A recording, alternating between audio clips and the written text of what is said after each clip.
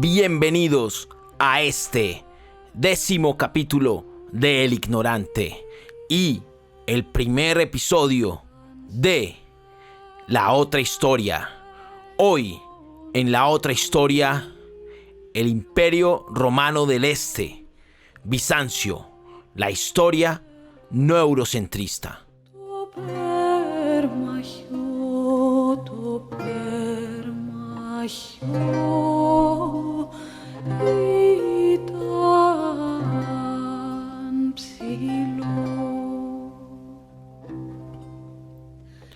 Como mencionamos en nuestro episodio sobre eurocentrismo, a todos nos enseñan que la historia comienza en Grecia, como una civilización esplendorosa llena de conocimientos en diversos campos, desde la matemática, la geometría, hasta la filosofía son aportes griegos, que luego los romanos perfeccionaron.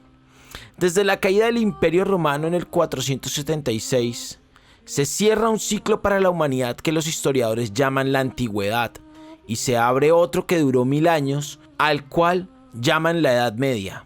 Edad Media entre la Antigüedad y la Modernidad, época en donde el mundo se vio sumergido en el oscurantismo por la pérdida del conocimiento grecorromano en las artes, la filosofía, las matemáticas y las ciencias en general, y se vio obligado a pasar una dura etapa bajo un modelo socioeconómico feudal y con pensamientos e imaginarios primitivos para nuestra época, como el creer que la tierra era plana, entre otras creencias. Según estas mismas tesis, la modernidad empieza con la caída de Constantinopla en 1453, la actual Estambul en Turquía, y con el descubrimiento de América por parte de España y Portugal, época en donde se vivió un renacimiento de las ideas grecorromanas en las artes, la matemática, la filosofía, en las ciencias en general, y por fin el mundo pudo dar un paso adelante en el progreso como civilización. Pero lo cierto es que el mundo tuvo ese paso a la modernidad siglos antes y que el feudalismo es un modelo que solo se dio en la Europa occidental, y mucho tiene que ver la modernidad y el renacimiento con Asia, con los árabes, con Grecia, con la India y con China. El Imperio Romano no cayó en el 476 como dicen los europeos. El Imperio Romano duró 1000 años más. Dichos 1000 años de oscurantismo, de Edad Media para la Europa occidental, fueron 1000 años esplendorosos del Imperio Romano del Este y todas aquellas civilizaciones que tuvieron contacto con él. 1000 años por donde la ruta de la seda permitió el intercambio desde mercantiles hasta cognitivos, desde la China hasta Constantinopla. Es en esta parte del mundo, es esta parte de la historia nunca contada y poco conocida, la madre de la modernidad. Es Eurasia el epicentro de la modernidad, porque la historia no es de Hegel ni de Weber, ni de los filósofos germanos, porque la historia de Europa no es la historia del mundo. Hoy, en La Otra Historia, Bizancio, el Imperio Romano del Este, aquí en El Ignorante.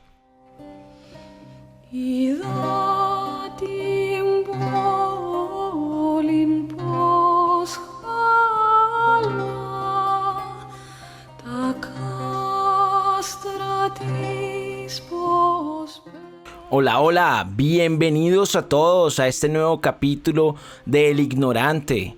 Hoy en El Ignorante tenemos nuestro primer episodio de La Otra Historia. Como les había comentado, vamos a empezar a hacer episodios de historia universal desde una visión neurocéntrica, tratando de ver la otra o las otras versiones de la historia que no nos enseñan en el colegio ni en la universidad, y que gracias al siglo XXI y a tantas nuevas investigaciones y tantos nuevos autores que se han metido a indagar en fuentes antiguas como pergaminos, documentos, gracias a exploraciones arqueológicas, pues podemos tener un nuevo relato de la historia, y esto es justamente lo que vamos a ver aquí en El Ignorante. Antes que nada, darle las gracias a todas las personas que apoyan el proyecto, que nos escuchan a través de Spotify, de YouTube y de Facebook. Gracias a todas las personas que se encuentran en Colombia, que se encuentran en Sudamérica, en Latinoamérica, Gracias a aquellas personas que se encuentran en España, aquellas personas que nos escuchan desde Estados Unidos, como siempre. Gracias a todos los que nos escuchan. Y valga la redundancia, una vez más, muchísimas gracias a todos. Antes de empezar, no olviden, no importa en la plataforma en que estén escuchando El Ignorante, en que estén escuchando este proyecto, si están en Spotify, en YouTube, si están escuchándonos a través de iVoox, no importa, no olviden suscribirse, no olviden seguir el proyecto, darle un like, darle un comentario y compartirlo, porque esto pues va a ayudar al proyecto. También tenemos Patreon, que nos encuentra en YouTube. En la descripción de cada video está el enlace a Patreon si quieren ayudarnos con cualquier aporte para seguir mejorando, y pues posteriormente, si todo sale bien, seguir haciendo más episodios semanales del Ignorante. Bueno, y para no estar con tantos rodeos y entrando un poco al tema antes de empezar, pues la idea siempre que hablemos de historia vamos a mencionar las fuentes de donde sacamos la información, de a donde sacamos el relato, y sobre todo para las personas que les gusta la historia y que pues tienen un poco la versión que se ha enseñado en el colegio y en la universidad. Sería chévere primero invitarlos a escuchar estos episodios, este podcast, sin apasionamientos, sino entendiendo la historia sencillamente como hechos que han pasado, y que como hechos que han pasado pues existen las versiones. Cada pueblo tiene su historia. Sobre todo recordemos que siempre los ganadores de los conflictos, de las guerras, son los que pues van a dictar las pautas de la historia oficial. Y como tal, para algunos pueblos, sobre todo para los pueblos más afectados por la historia, es bueno, primero que todo, retarla, segundo, cuestionarla, y tercero, entender otras versiones, porque esto nos va a ayudar a entendernos a nosotros mismos. Bueno, y ya entrando en el tema, ¿por qué empezamos hablando del Imperio Romano del Este? ¿Por qué vamos a empezar estos episodios de Historia Universal en El Ignorante por el Imperio Romano del Este? Y vamos a empezar por el Imperio Romano del Este justamente porque prácticamente es aquí donde empezamos a perder el hilo de la historia. Hay otro hilo perdido porque, como decíamos en el capítulo de eurocentrismo, incluso como hemos hablado aquí en casi todos los podcasts cuando hacemos menciones históricas, a todos se nos enseña que la historia de la humanidad, o lo que conocemos como historia, teniendo en cuenta la diferencia entre historia y prehistoria, pero la historia empieza con Grecia, que es otra cosa que también vamos a ver aquí en El Ignorante. Pero no hay una sola persona en Occidente, creo que, no sé si en Oriente también, pero me atrevo a decir que también en algunas partes de Oriente también debe haber, se debe enseñar esa historia de forma eurocéntrica, pero yo creo que no hay una sola persona que, ya sea en la escuela, en el colegio, en una universidad, no se le haya enseñado la historia de forma eurocéntrica, sea que estudie medicina, derecho o cualquier carrera que tenga que ver con las artes. En las materias, en las asignaturas en donde enseñan historia, por ejemplo en mi caso historia del arte, en otros casos será historia de la medicina, historia del derecho, pues en todas se enseña la historia eurocéntrica.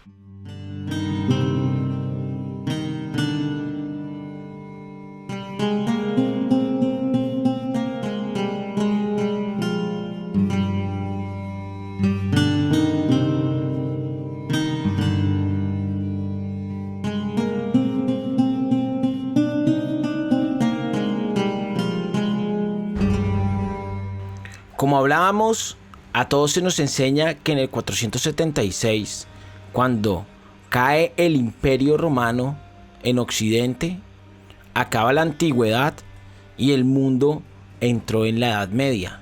Pero hablemos de otra historia, hablemos de otro relato, de personas que han estudiado muy bien este tema y nos dan otra perspectiva. Si vamos a hablar de fuentes, vamos a hablar de Enrique Dussel, al cual hemos nombrado en este podcast. Vamos a hablar de Sebastián Salinas, que es licenciado en Historia en la Universidad de Chile, magíster en Historia, es profesor del Centro de Estudios Árabes en Chile, profesor de estudios griegos, bizantinos y neohelenísticos. También vamos a hablar de la profesora Judith Herrin, antropóloga, historiadora británica, especializada en la antigüedad tardía, profesora del Centro de Estudios Antiguos y Bizantinos del King College. Y vamos a hablar también de Konstantinos Karatolis, que pues se radicó en Chile. Fue junto a Sebastián Salinas el que fundó el Centro de Estudios Helenísticos y Bizantinos. Y bueno, todas estas personas se han enfocado en recolectar, en buscar, en leer, en estudiar todos estos pergaminos y manuscritos, y además de investigaciones arqueológicas sobre el Imperio Bizantino, para poder entenderlo mejor, divulgar estas ideas que ellos tenían con bases, con datos reales, y darnos otro relato que es el que vamos a contar acá.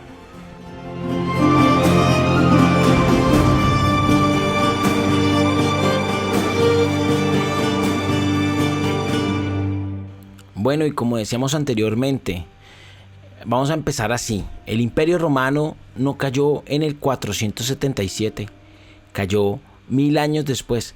Pero ¿por qué se dice que el Imperio Romano cayó en esa época y que el mundo entró en la Edad Media?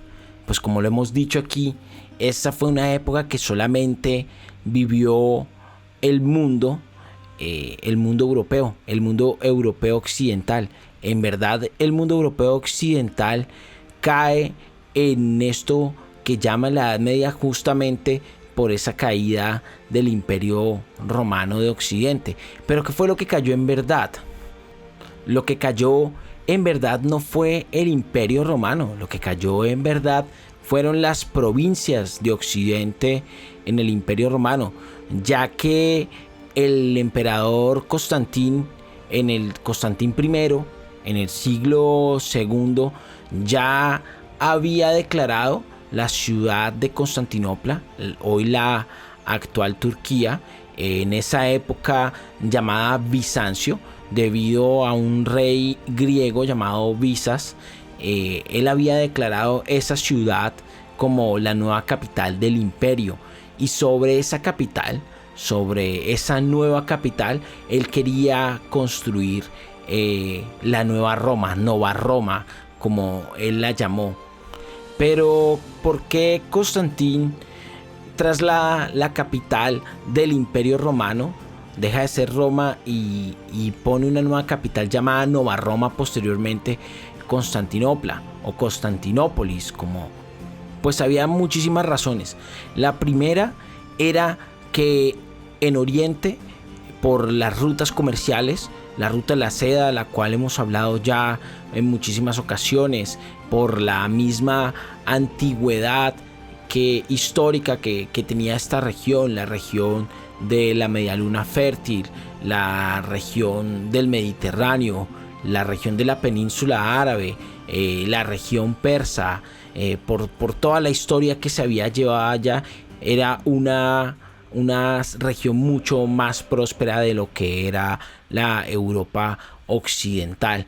También era una región mucho más estable en muchos aspectos, era más estable políticamente, económicamente, sin tantos conflictos armados y sin tantas rebeliones como las que se estaban viviendo en Europa occidental, y sobre todo por la misma historia, porque cuando hablamos de Visas, de Turquía, pues estamos hablando de la antigua Grecia. Entonces era una región que, si bien ya no era el centro económico y cultural del mundo, pues seguía siendo una parte importante en el mundo en donde todavía se puedan sentir esos reflejos de lo que fue la gran Grecia y la gran Atenas. Justamente pues estamos hablando de una región que está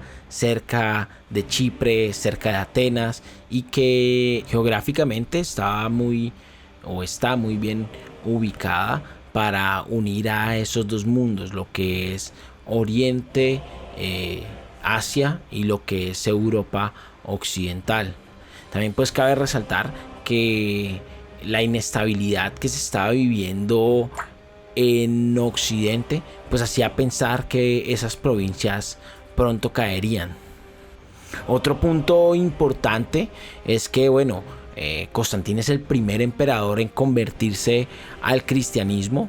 Él tuvo influencia por su madre ya era cristiana, y él veía la dificultad que tenía el imperio, un imperio tan grande con múltiples dioses, en donde parte de lo que impedía la unificación del imperio pues eran las múltiples religiones que habían tan complejas, sobre todo porque eran politeístas. Así que él pensaba de alguna forma en simplificar el imperio. El imperio se simplifica con un solo emperador, con un solo dios y con una sola religión.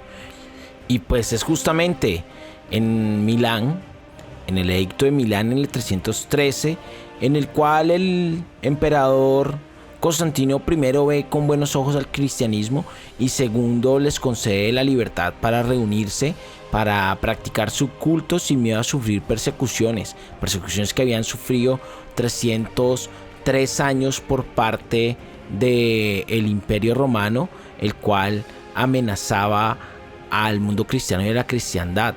Es bajo este contexto, por ejemplo, en el cual vivieron los apóstoles, y bajo este contexto en donde fue escrito el Apocalipsis y otros libros bíblicos del Nuevo Testamento.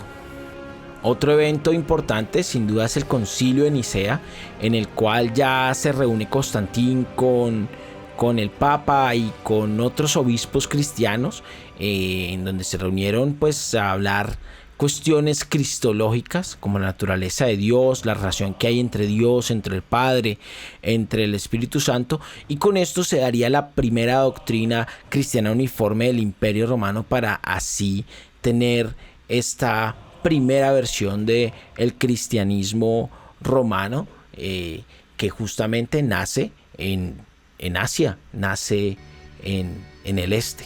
Pues así es que nace esta primera versión del imperio cristiano, del imperio romano cristiano, nace en Asia con esta perspectiva. Y qué mejor lugar para hacerlo empezando en el epicentro del cristianismo, ya que el epicentro del cristianismo pues era Medio Oriente, era el este.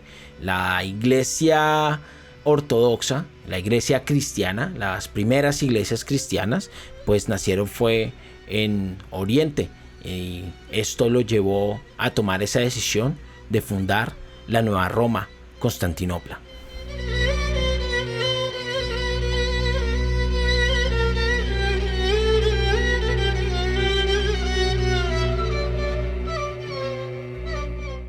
Bueno, después de Constantino y que fuera fundada Nova Roma y se convirtiera en Constantinopla, el imperio tuvo una partición en dos, o tuvo una partición primero en cuatro, llamada la tetrarquía. Esto ocurrió con Dióclenes y él parte el imperio en cuatro, y luego el emperador Teodosio I, que es en el siglo IV estamos hablando ya, Teodosio I dividió el imperio en dos para sus dos hijos. El imperio romano de Oriente quedó para Arcadio y el imperio romano de Occidente quedó para Honorio. Esa división se llevó a cabo justo en toda la raya por donde pasan los Balcanes. Y de un lado de los Balcanes hacia Oriente es el Imperio de Oriente, y del otro lado hacia Occidente es el Imperio de Occidente. Esta región, los Balcanes, desde tiempos inmemorables siempre ha sido como la piedrita en el zapato, siempre ha sido el punto en donde todos los imperios quieren poner su frontera, y por eso siempre ha sido nido de conflictos, siempre ha sido epicentro de conflictos.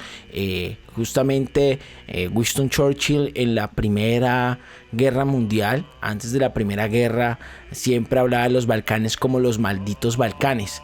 Incluso cuando pudo predecir la Primera Guerra Mundial, dijo: si va a haber alguna guerra a gran escala, esa guerra donde va a empezar es en los malditos Balcanes. Y es justamente por esto, porque siempre ha sido una zona de pelea entre Oriente, entre el Este, entre Eurasia y Europa Occidental. Pero bueno, aquí lo importante es esta división, y esta división le costó mucho al imperio. ¿Por qué? Porque mientras por un lado Europa Occidental vivía una oleada de múltiples rebeliones, esto implicaba por parte de muchos pueblos la no aceptación del cristianismo como su religión. Implicaba también que muchas provincias de Occidente querían su propia independencia. Recordemos que no era tan próspero la parte occidental como la parte oriental, y por otro lado no soportaron todas estas invasiones y los ataques de los pueblos germanos del norte. Cuando hablamos de los pueblos germanos del norte, estamos hablando del norte de Europa, de los astrogodos, de los visigodos y de los vándalos, entre otros sinnúmero de pueblos. Eran muchísimas tribus, eran varias tribus las germanas y las celtas. Y pues bueno, terminó cayendo en el 476 justamente esta parte de Europa, esta parte del imperio. Pero el imperio en Oriente siguió, solamente cayeron las provincias. Por eso es importante entender esto. ¿Qué cayó? ¿Qué cayó en el 476? Cayeron las provincias del Imperio Romano en Occidente.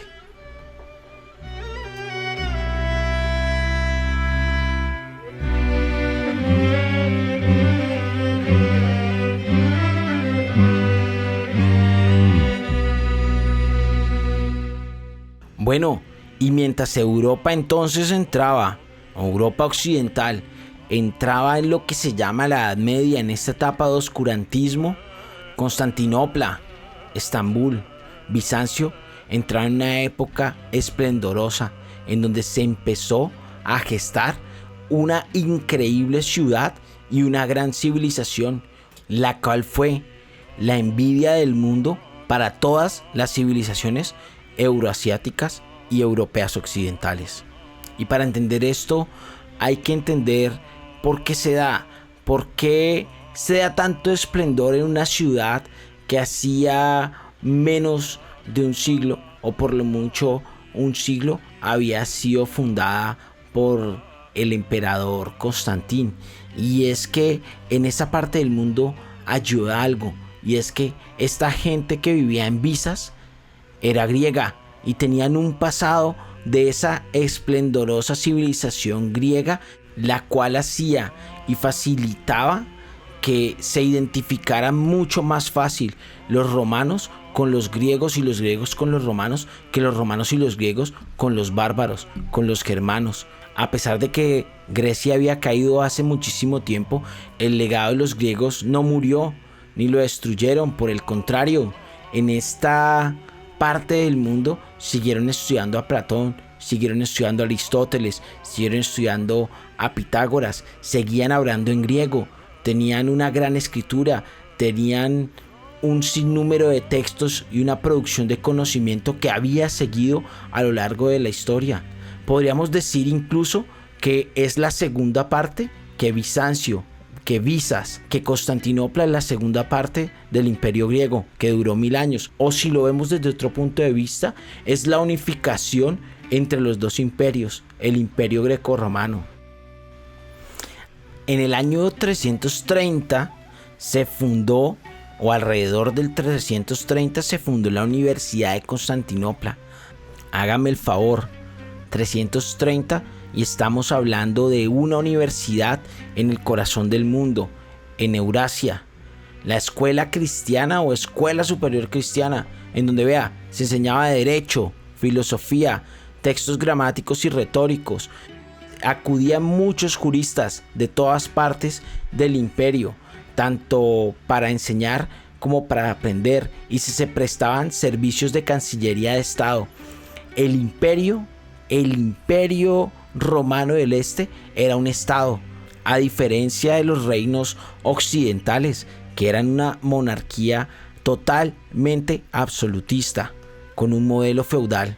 Aquí, en la Roma del Este, tenían constituciones imperiales, y aunque fueran dictadas en la nueva capital, provenían intelectualmente de los modelos romanos. Aquí en Constantinopla también se empezaron a construir bibliotecas públicas, bibliotecas de todo tipo, en donde se llenaron de obras clásicas y nuevas obras y nuevos textos, los cuales seguían inundando no solo las bibliotecas de Constantinopla, sino las bibliotecas construidas en todas las provincias del imperio. Algo importante a resaltar es que dentro de estas provincias estamos hablando de Alejandría, la Alejandría de Alejandro Magno, estamos hablando de Bagdad, estamos hablando de Jerusalén. En síntesis, estamos hablando de toda la zona geográfica por donde pasaron todas las civilizaciones y los grandes imperios de la antigüedad. Todo esto hacía parte del Imperio Romano del Este. Y en todas estas partes se estaba estudiando tanto los textos de la antigüedad como los textos que se estaban produciendo. En esta parte hubo un gran desarrollo intelectual en el área de las matemáticas, en el área de la alquimia, en el área de las artes, en el área de todas las ciencias habidas y por haber en su época. Y lo más importante es que hasta este momento que estamos hablando, este mundo del que estamos hablando era totalmente cristiano. Este era el epicentro del cristianismo. Y cabe resaltar que aunque era cristiano, había tolerancia para otros cultos. Por ejemplo, en toda esta parte vivían muchísimos judíos, y hasta donde estamos hablando todavía no existía el Islam.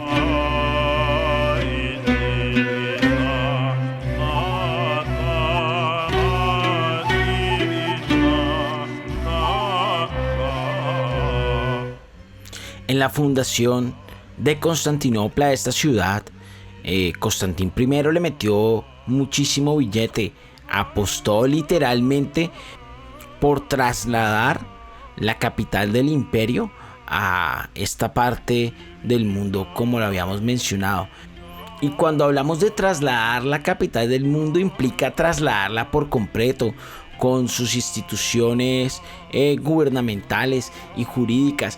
Así que esto fue un megaproyecto, una mega obra, en donde no solamente se fue él, sino se fue él con todas las personas importantes del imperio para acá. Esto implicó trasladar toda la riqueza del imperio a esta ciudad, y por lo tanto era importantísimo el desarrollo arquitectónico en esta ciudad, porque aparte de que estaba viviendo la aristocracia del imperio en esta ciudad, también se ocultaba la riqueza del imperio.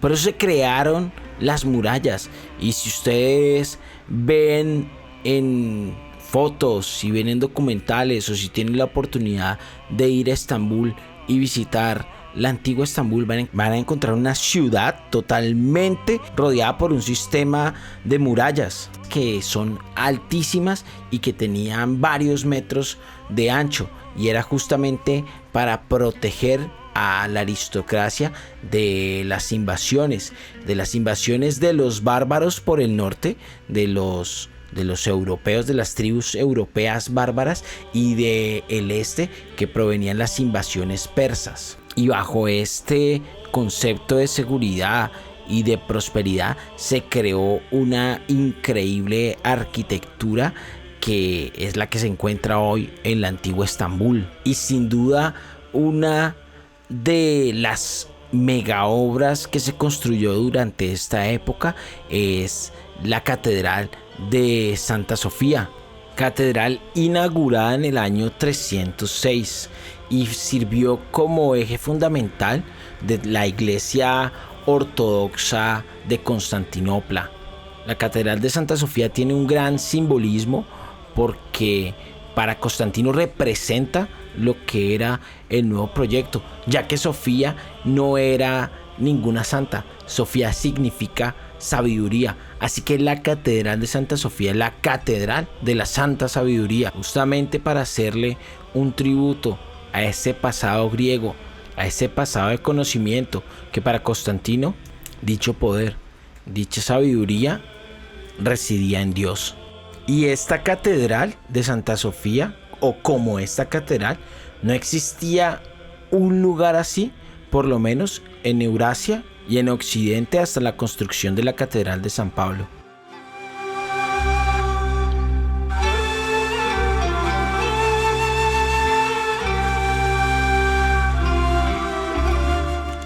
Pues así empezó este imperio de Roma del Este. Sin duda uno de sus personajes más importantes fue Justiniano I.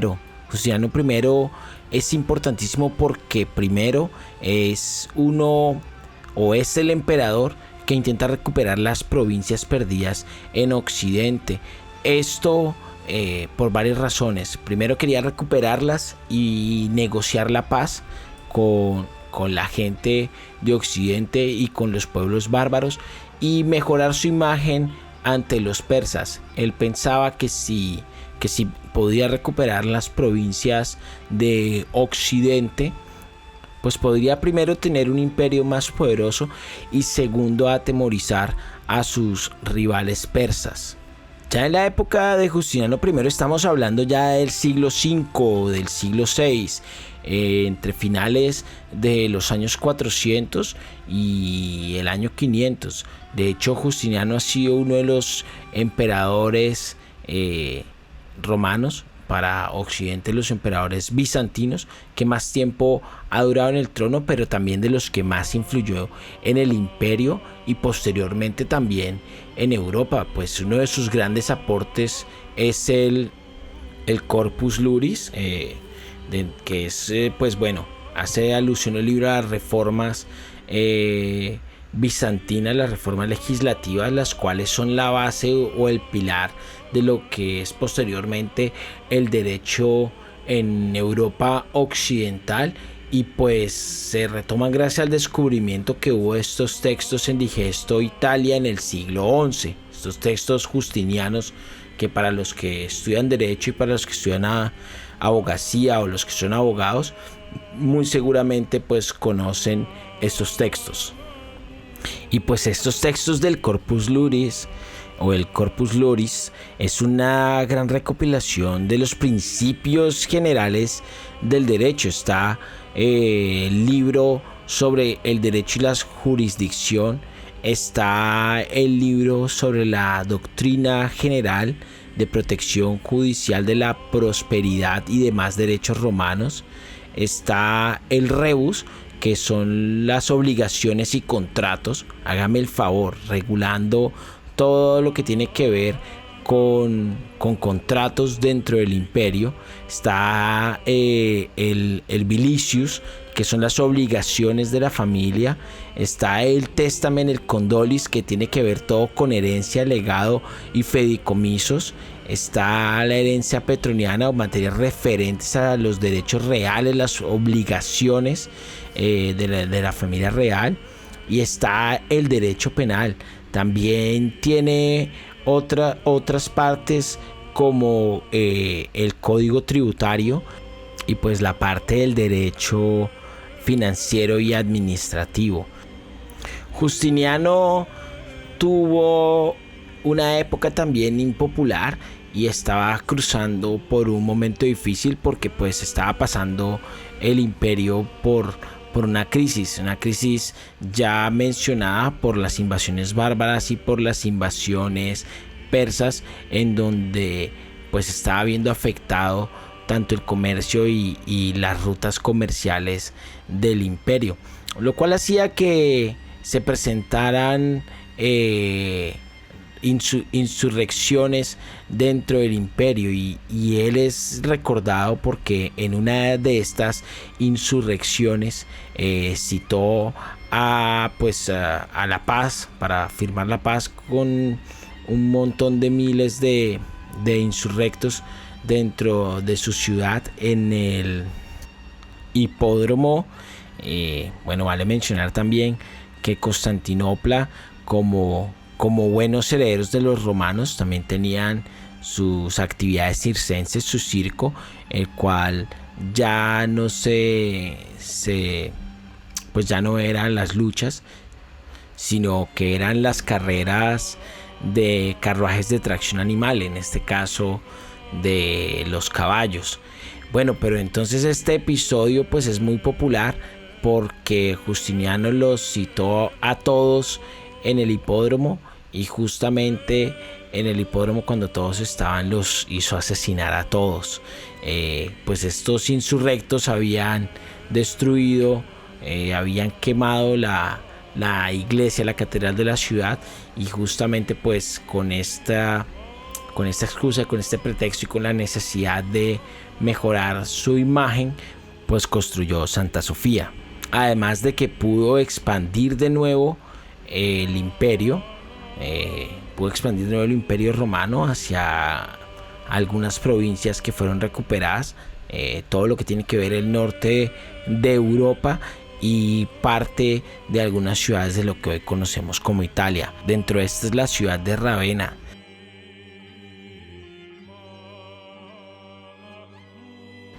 Sin duda, Constantinopla era el centro económico del mundo. Por aquí pasaba todo, por aquí pasaba lo que venía de Oriente, lo que venía de la India, lo que venía del norte, lo que venía del mundo árabe, de la península arábica, y lo que venía de África. Todo llegaba a Constantinopla. Sin duda, algo que ayudó mucho al imperio romano del este a durar tanto tiempo fue que tuvieron durante muchísimos siglos una moneda estable. Emitían monedas de oro, monedas de bronce y monedas de plata, pero sobre todo las monedas de oro eran las más valoradas en el mundo. Cualquier persona en el mundo que pudiera tener una moneda de oro emitida por el imperio la guardaba como una reliquia. Incluso durante los momentos de crisis económicas del imperio, la moneda se seguía manteniendo estable dentro del comercio internacional. Para ver y para entender la magnitud de el poderío económico y de la prosperidad económica que se presentó en el imperio, el cronista Teófanes el Confesor, a principios del siglo IX, describe una feria en particular que se realizaba en Éfeso, en San Juan de Éfeso.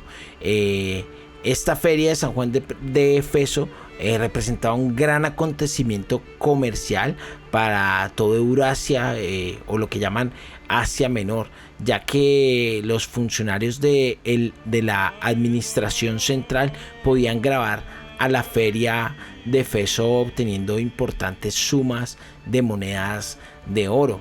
Ellos aprovechaban, ya que era un gran acontecimiento, quizás era uno de los acontecimientos del mundo cristiano del este más importantes en el año, y era un evento en donde no solamente se viajaba de todas partes del mundo del imperio para asistir a dicha festividad religiosa, sino también para hacer negocios, para comerciar. Esto es solamente una de las ferias y un ejemplo, pero el cronista también relata las múltiples ferias que se hacían a lo largo del imperio, y relata que para el siglo VII atraía a extranjeros comerciantes de todas partes del mundo, del Mediterráneo, de Asia Menor, de la China, incluso de la Galia, de Occidente llegaban muchos comerciantes, los cuales el emperador Nicéfero los aceptaba, tenía muy bien reglamentado cómo era la estancia y el trato comercial con los extranjeros. Y bueno, esto pues incentivaba muchísimo el comercio, comercio de todo tipo de cosas, porque por acá pasaba de todo. En esta ruta comercial pasaba el trigo, pasaba las especias, pasaba el cobre, el oro, la plata, pasaban textos, pasaba conocimiento, pasaba un montón de cosas, las artes, los artistas pasaban por acá, y con esto pues también pasaba el desarrollo. Primero también aquí la misma fuente habla que en síntesis las rutas comerciales y terrestres del Mediterráneo y de Asia Menor eran dominadas por los romanos del este, a tal punto que estos eran inmensamente ricos y que eran grabados con altos impuestos, y aún así seguían siendo inmensamente ricos. Cosas que garantizaron el poderío económico y el poderío social del imperio es que se tenía profundamente prohibido comerciar con extranjeros productos esenciales para el Estado. Se tenía prohibido comerciar con las reservas de oro, con la sal y con el hierro para fabricar armas o madera para la construcción de barcos. Había un sinnúmero de cosas, un listado totalmente especificado, tal y como las sedas, sobre todo las sedas teñidas con el color púrpura real, y también con lo que se elaboraba, que era con moluscos, para que se mantuviera primero el color real solo para el clérigo y para la aristocracia o para la realeza del imperio.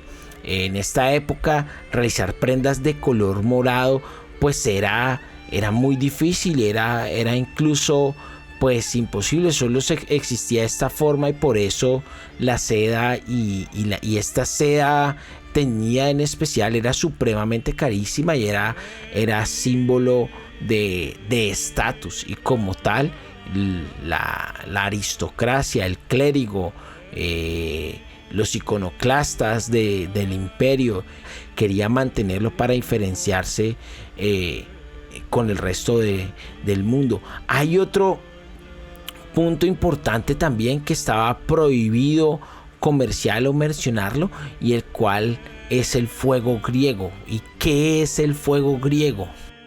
Pues cuentan también las fuentes que un arquitecto llamado Calínicus o Calínico provenía de Siria, huyendo, y ofreció sus servicios a Constantín IV, el cual pues aceptó inmediatamente, porque él, dentro de varios textos o varios pergaminos que había encontrado una fórmula antigua de los griegos que se usaba hacia el año 400 a.C. por parte de los griegos. Y esta pues era una fórmula que al parecer era una mezcla de colofonia, azufre, salitre disuelto en aceite de linaza, los cuales producían como efectos ígneos o efectos flamables, los cuales podían ser arrojados y podían prender todas las superficies flamables, y solo podía apagarse con vinagre o arena. Esto más tarde pues se le añadió petróleo, teniendo en cuenta que estamos en una región petrolera, y principalmente fue usado por mar, por la gran flota naval que tenía Constantinopla, y posteriormente fue usado por su armada y por sus soldados para ataque en combate terrestre. Esto sin duda que además era usado como discurso político para decir que provenía de Dios, que Dios le había dado el fuego a los romanos para defenderse de los impuros. Y bueno, aunque el Imperio Romano del Este y Constantinopla siempre estuvo en el ojo de sus enemigos, siempre fue la ciudad a conquistar, la perla en la tierra, el pedacito de cielo en la tierra que todos admiraban, que todos querían ser y que todos querían conquistar. Pues así duró 1000 años, hasta que al parecer fueron los árabes los primeros que descubrieron el fuego griego, los primeros que descubrieron la fórmula. Esta fórmula que, bueno, vale la pena mencionarlo para los que vieron Game of Thrones en la segunda temporada, cuando en King's Landing se defienden de Stannis Baratheon, la invasión, que usan el fuego valirio. Pues bueno, esta es una referencia. George R. Martin usa como referencia pues Constantinopla y el fuego griego. Bueno, pues gracias al fuego griego resistieron un montón de invasiones, ¿no? Las invasiones bárbaras, las invasiones árabes, las invasiones persas. Incluso también cuando conquistaron terreno como los búlgaros, pues se especula también que se usó fuego griego, puesto que el fuego griego se usaba hasta de forma terrestre. Los soldados empezaron a usar fuego griego escondiéndolo detrás de los escudos, y cuando estaban cerca al oponente se lo arrojaban en la cara. Y pues bueno, como esto no se sabía cómo se apagaba, pues bueno, imagínense el poder armamentista que tenía el Imperio Romano del Este en sus manos. Pues bueno, las fuentes que les mencionaba al principio relatan cómo alrededor del siglo VIII o IX, en todo Asia, desde el califato omeya, porque los árabes fueron los que descubrieron la fórmula, hasta China, en todo lado se estaba usando el fuego griego como arma, cosa que aún no pasaba en Europa occidental.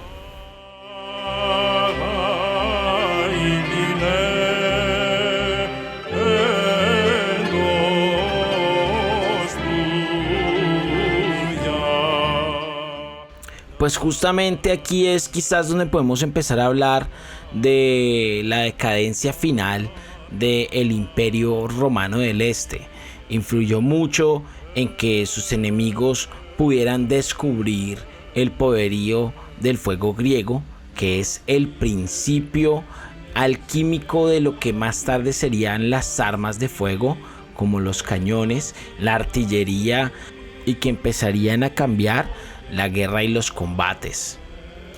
Si vamos a hablar de la decadencia del Imperio Romano del Este, hay que hablar también de una serie de eventos, dos eventos que van a influir dentro de la decadencia del Imperio Romano.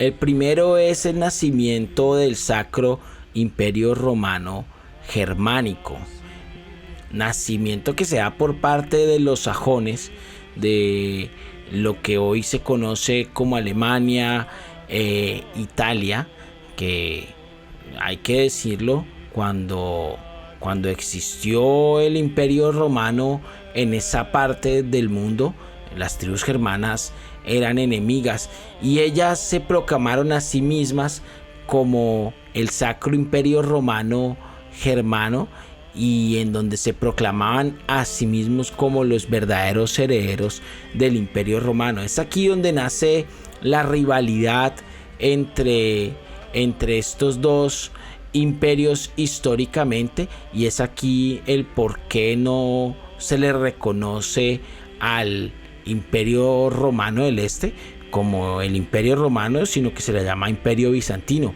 cosa que pasa desde la perspectiva eurocentrista germánica. Con el otro gran evento que ocurre es la división entre la Iglesia de Oriente y Occidente. Después de la división de la Iglesia del Este y de la Iglesia del Oeste, sobre todo porque la Iglesia del Oeste, la Iglesia Católica, rompe totalmente con el Concilio de Milán, desconociéndolo absolutamente, y la Iglesia del Este, que es acá cuando se llama Iglesia Ortodoxa, teniendo en cuenta que ortodoxo significa como el camino recto, como la rectitud o el verdadero o el correcto, termina no solo desconociendo al Papa de Occidente, de Roma, sino termina descomulgándolo. Y en respuesta a esto, pues el Papa romano, el Papa que estaba en Occidente, termina desconociendo al Papa que se encuentra en Oriente, en Constantinopla, y termina también descomulgándolos. Estos dos se descomulgaron mutuamente. Estamos hablando del año 1054 y esto es lo que se conoce como el Cisma de Oriente. Entonces, si bien ya existían ciertas diferencias entre Oriente y Occidente, pues aquí vamos a ver una total rivalidad entre, primero, quiénes son los verdaderos herederos del Imperio Romano, quiénes son los herederos de Roma, y segundo, quiénes son los verdaderos cristianos.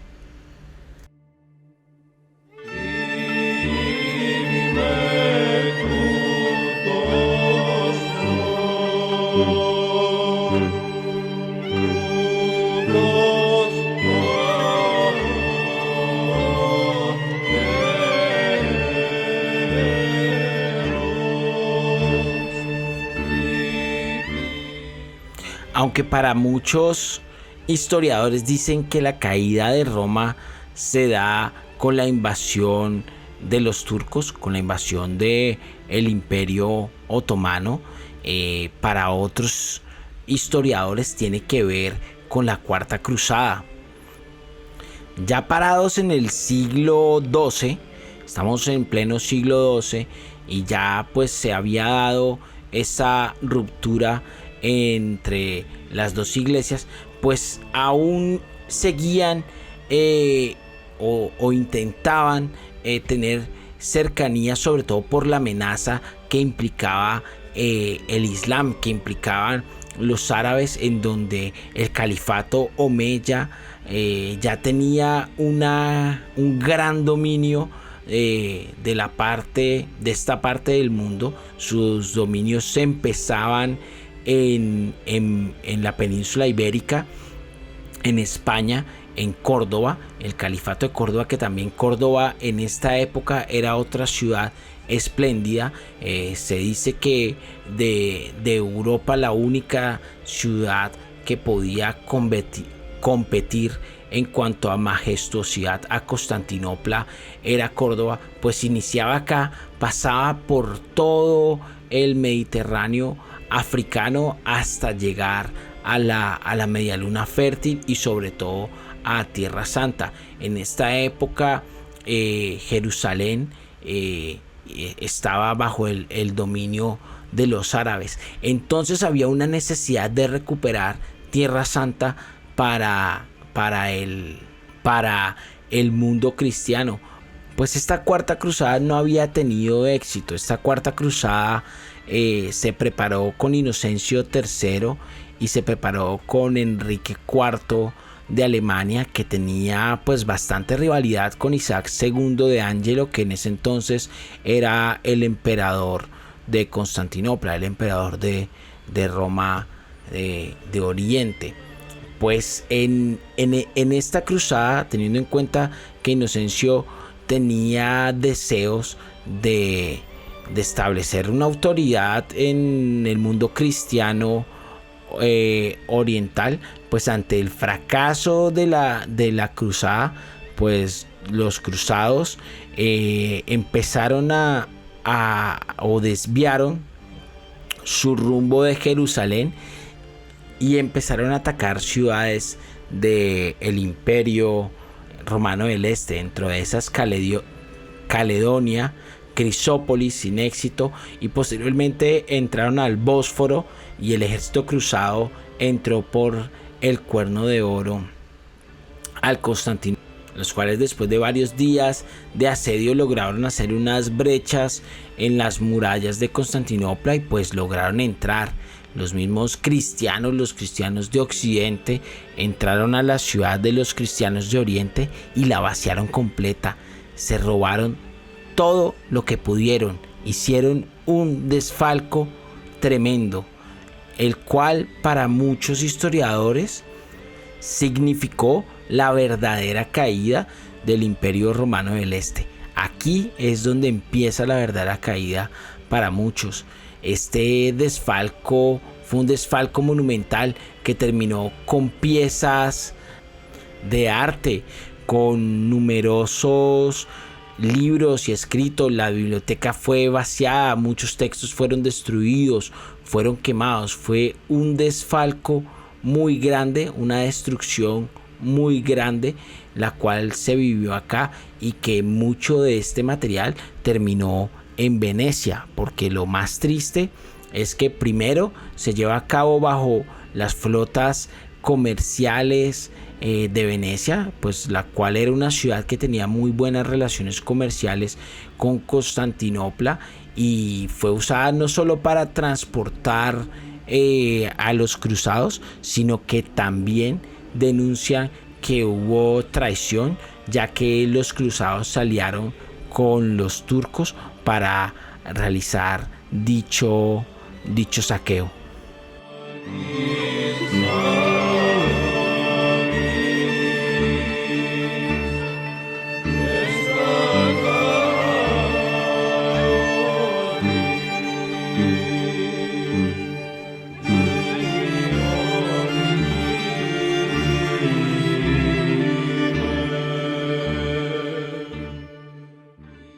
De Asia Central, de donde vienen también los persas, había surgido una tribu nómada, la cual le decían o le llamaban los turcos. Estos manes, la cual era una tribu guerrera convertida al Islam, posteriormente fue creciendo en la zona, tomando terreno, fundando y conquistando ciudades. Y pues es bajo esta gente, bajo los turcos, los otomanos, que cae definitivamente el Imperio Romano del Este en 1453, y es justamente tras la caída de Constantinopla que se funda Estambul. Es aquí en este momento de la historia cuando esta zona, esta parte del mundo, se convierte en la tierra de los turcos, una tribu nómada que procedía de Asia Central.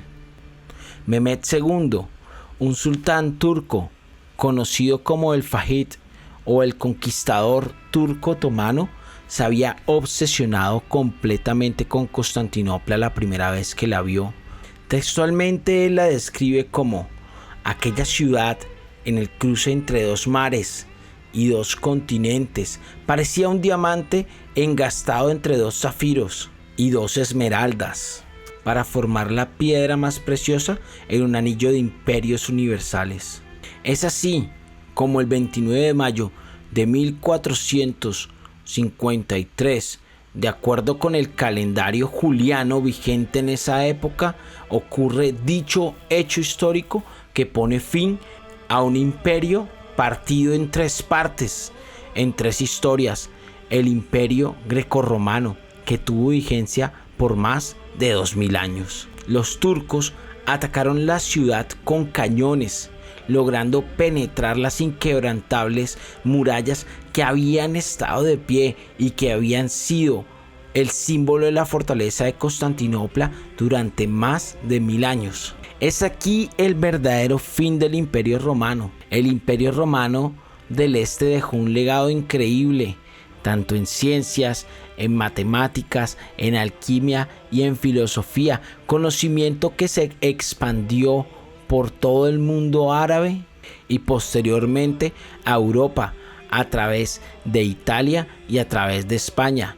en España por medio de los árabes y el califato de Córdoba, los cuales fueron los traductores de los textos bizantinos, y por medio de los intelectuales que bajo la caída de Constantinopla escaparon a Europa, especialmente a Italia, para llevar el conocimiento que daría origen a lo que los europeos llaman el Renacimiento.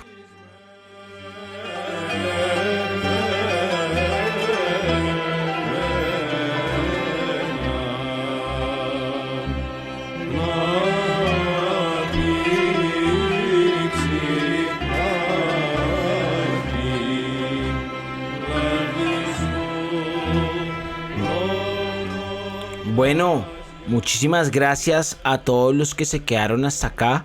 Sé que es muy complicado resumir 1000 años de historia en un episodio de aproximadamente 1 hora, pero bueno, lo que quisimos fue en este episodio resaltar la importancia del Imperio Romano del Este, mal llamado Imperio Bizantino, aunque bueno, podemos llamarlo como queramos, pero yo creo que lo importante es, para poder seguir el rastro de la historia, el cual se pierde dentro de la Edad Media, es entender que el conocimiento no se perdió, sino que se ubicó en Oriente, en Asia y en el Mediterráneo.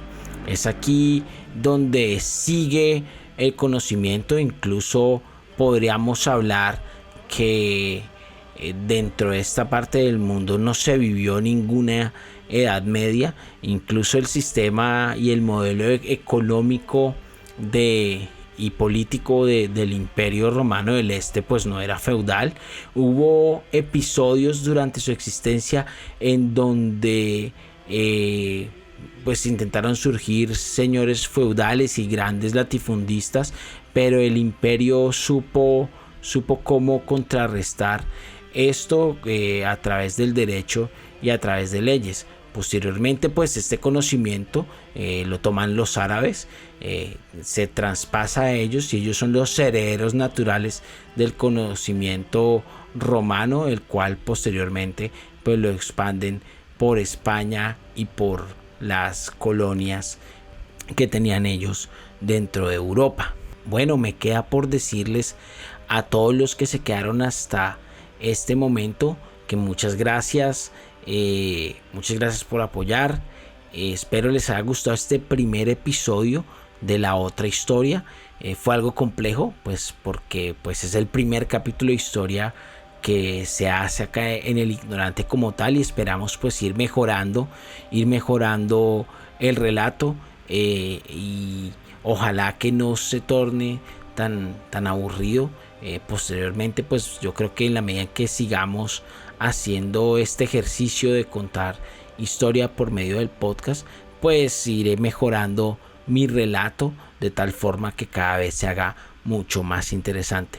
Bueno, muchísimas gracias a todos. Para no hacer esto tan largo, nos vemos en un próximo episodio del Ignorante, en un próximo episodio de la otra historia. Esperamos contar en esta secuencia.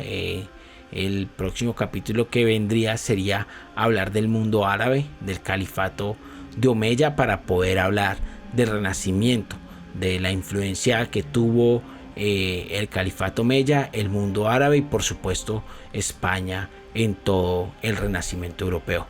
Bueno, muchísimas gracias a todos, que tengan un feliz domingo, un buen fin de semana. No olviden seguirme en las redes sociales. Recuerden que El Ignorante está en Facebook. Y bueno, yo soy Álvaro García Guerrero porque tengo madre, y nos vemos el próximo domingo aquí en El Ignorante.